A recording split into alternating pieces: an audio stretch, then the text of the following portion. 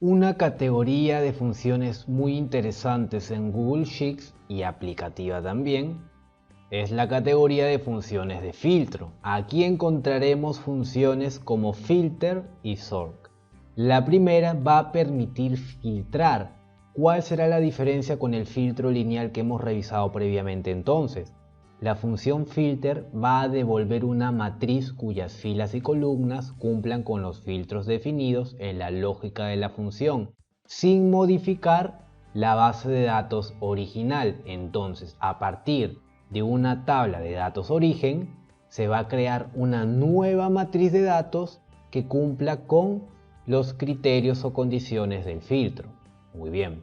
La función sort lo que va a hacer es simplemente ordenar las filas de una matriz según los valores de una o varias columnas. Además, podemos especificar el tipo de orden, si es ascendente o si es descendente.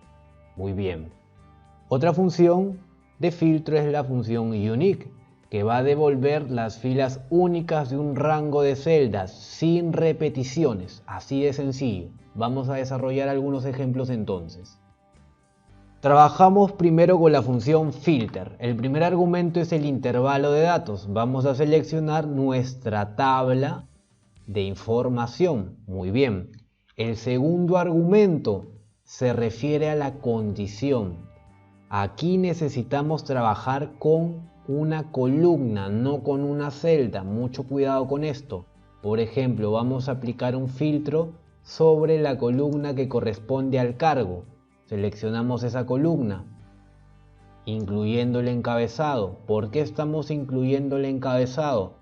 Porque al seleccionar en el primer argumento la matriz de datos, seleccionamos también los encabezados.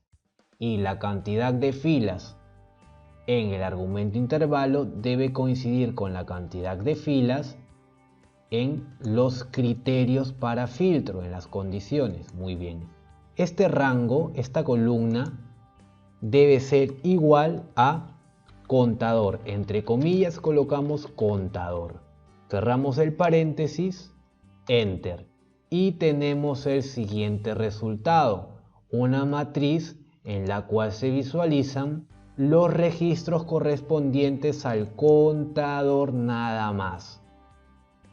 ¿Podemos aplicar más filtros? Claro que sí. Vamos a editar la lógica de esta función. Segunda condición, vamos a trabajar ahora con el estado civil, por ejemplo.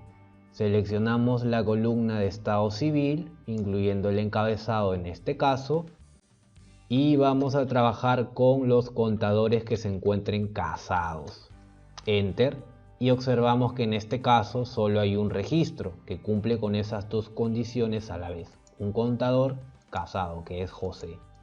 Súper sencilla esta función filter y realmente muy interesante, ya que de esta manera no necesitamos aplicar un filtro en la tabla de datos original, de manera que no vamos a alterar los registros, no se van a ocultar filas, sino vamos a obtener una nueva matriz. Utilizamos ahora la función sort. El primer argumento corresponde al intervalo. Vamos a seleccionar nuestra tabla pero sin la fila de encabezados. Muy bien.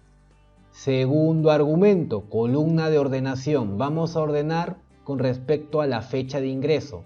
La fecha de ingreso es la columna número 7 de nuestra tabla. Colocamos 7. Y en el tercer argumento podemos especificar el orden, si va a ser orden ascendente o descendente. Si colocamos verdadero, significa que el orden es ascendente. Veamos, enter y tenemos el resultado en el cual se ha ordenado la información de manera ascendente a partir de la fecha. Si colocamos falso, el orden va a ser descendente. Veamos qué tal. Se reorganiza la información. Tenemos que las filas se ordenan de tal manera que se respeta la jerarquía de orden de la fecha, de manera descendente. Muy bien. Finalmente tenemos a la función unique. Por ejemplo, podemos obtener los valores únicos que corresponden a el cargo. Seleccionamos el rango D3 a D25 de nuestra tabla de datos. Enter y tenemos los valores únicos y irrepetibles de esa columna.